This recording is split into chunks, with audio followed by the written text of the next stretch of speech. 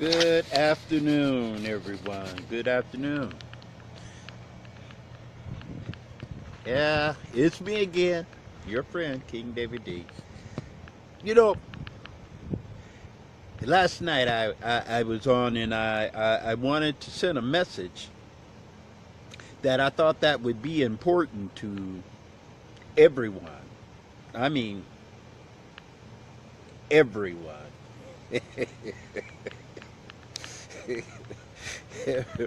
And when I say everyone, please trust me, I mean everyone.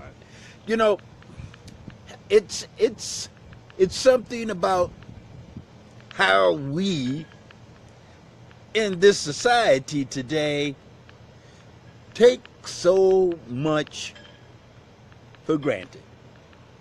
And like there's let's say,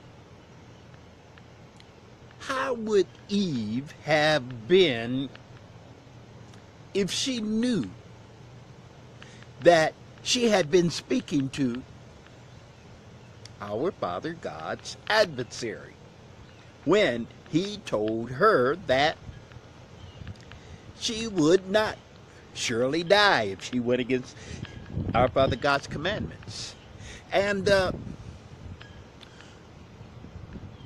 how would Lot's wife would have been if she actually had trusted what the angels told her and Lot not to look back?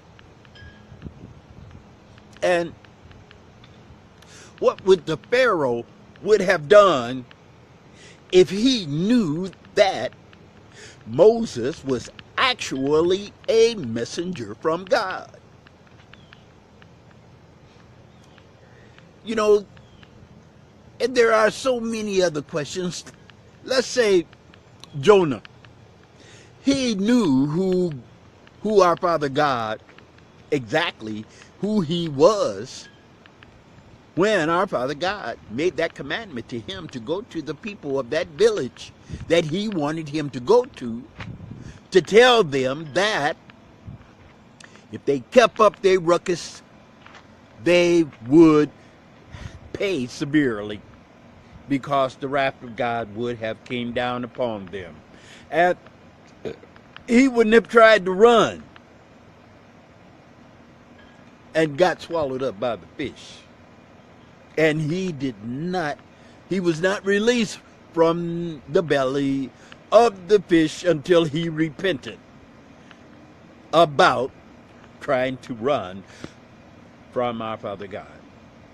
There are so many questions that you can ask that was going on in the Bible at that time, that say, like Judas, what he did when he betrayed Jesus and gave Jesus the kiss on his cheek so that Caesar's men could find him, take him, and crucify him. Those are questions that I don't believe anyone has taken the time to ponder and ask themselves. Now, let's say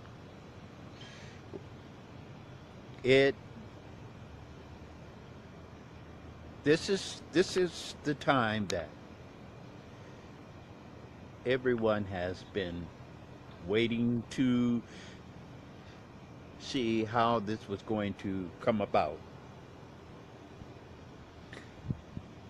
when the second coming arrives. But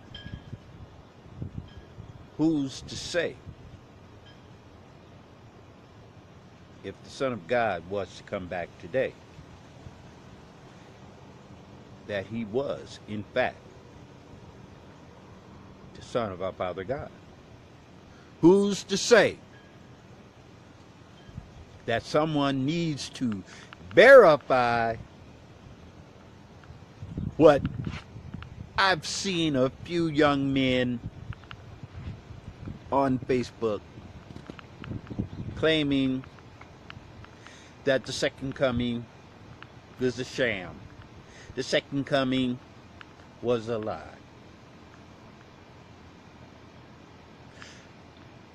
And these was some pretty angry young black men. You know, we as a people, we resist a lot of things that we don't understand, and simply because if we cannot grasp the reality of it, we will reject it and say that it is not what it says it is. But now, so the Son of God do appear. And, you know, when Jesus first came, you know, John the Baptist was the one that announced that that there was someone that was going to follow him, right? And when Jesus arrived, John the Baptist baptized him. Now, there was some other things that occurred while Jesus walked the earth, and that was with the Pharisees and the scribes, that they fought against what a few people knew, that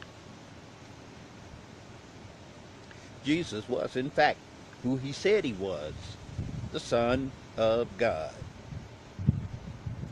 So, would you think that it might happen again if Jesus was to reveal himself today and to say that, yes, I am here right now today, but today I choose to not be exposed to too many people because of how it turned out before,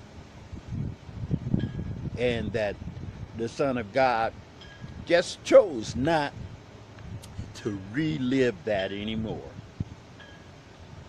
and to stay away from the doubters and keep his life on course of his purpose, why he did in fact return, and why he came. Now let's say that it do get out that there was this individual claimed to be the Son of God. Who would be the individuals in this world to testify to that and give it some legitimacy? You know, the Pharisees was ministers. They was the ministers of back then. And, but they fought the ideal of him being the Son of God. And they were the ones that pleaded to Pontius Pilate to crucify Jesus. So, you think Jesus might want to just, or let's say the Son of God, and see now, the second coming, why would the Son of God use the same name that he had when he came the first time around? Why would he say that I am Jesus?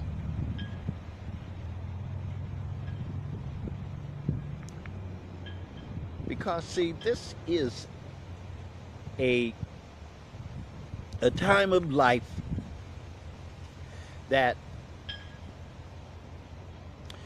everyone, mostly, we have a variety of doubting Thomases in this existence that doubts everything that comes about and will go down for their crown or what they believe and will do whatever they could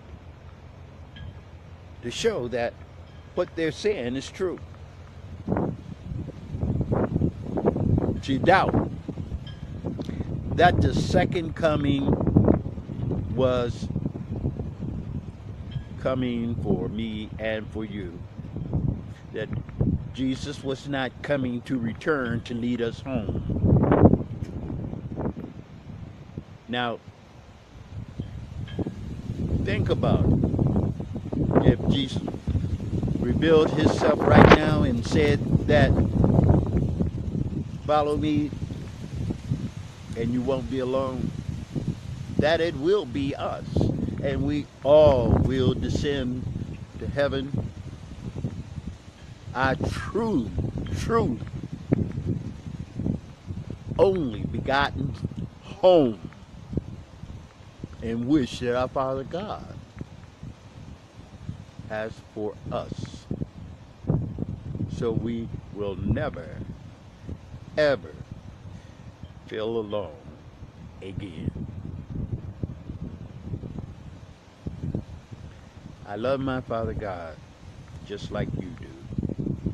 I believe in what my Father God told us, and that it is in fact true. That the second coming of our Father God's Son will be upon us today. And that when he decides to tell everyone that here I am, and now you see me to display, to guide each and every one of you to come home with me and be free of the bonds and the shackles of this earth.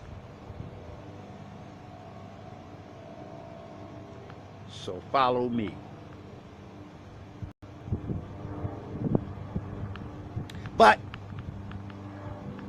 we do have these individuals that will, in fact, because of who was to say that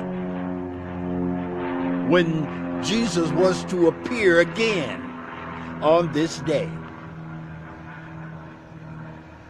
that someone would testify and understand that Jesus is in fact just another man. Because when he came the first time, he was flesh and bones.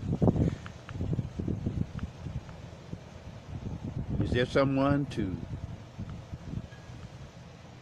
want to or believe that he would appear as a spirit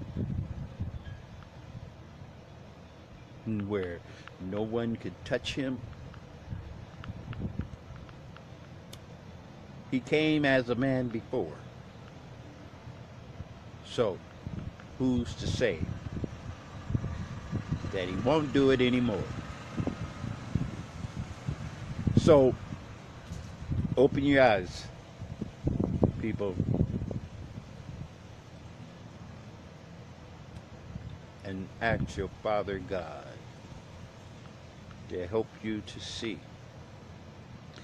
And trust me, our Father God will open your eyes, and then your strength will be with you through and through, because our Father God truly loves me and he loves you. You can take that to the bank, because we resist so many things in this world today. We choose not to believe that the adversary is out here and he is still at that game that he played. They keep our minds all twisted up, not believing what he is, when we know that he's here to corrupt.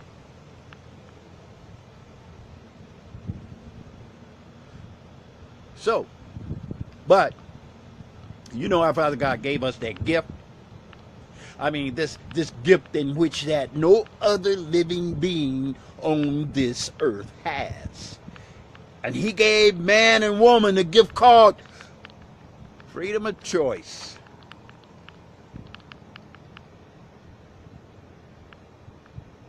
But this gift that we have, if we don't abide by it in the way that we know that it is, came from our Father God, and be very, very cautious about what we do with this gift that we have. The freedom of choice. Dangerous gift. Truly dangerous. I mean, think about it. Some of the dangerous results that the people of this earth has ran into because of the freedom that our Father God gave to me and he gave to you. Keep in mind, everyone, that this time has come for you to wake up and do what's right and ask your Father God, have we won? Is this the day of the apocalypse, when man and evil will go to war? Because man's trying to make it home, but evil will not open up the door.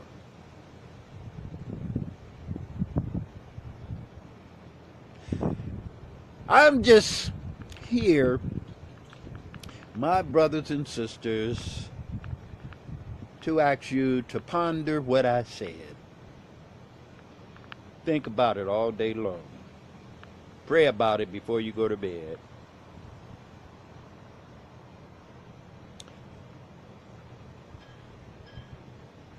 I love my Father just like you. And I will give my will to him. And trust me, so should you.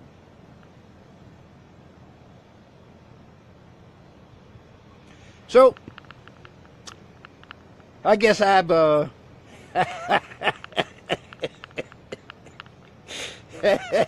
scared enough of you already, haven't I? Well, don't be afraid. There's nothing to fear. Because trust me, people, our Father God is here.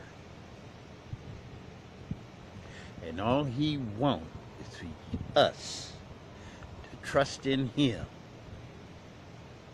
Keep our eyes open when we know that the adversary is playing games with us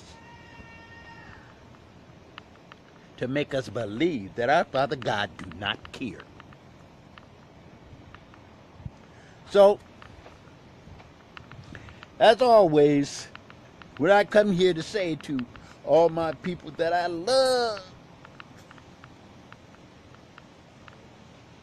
love you. Do you love me?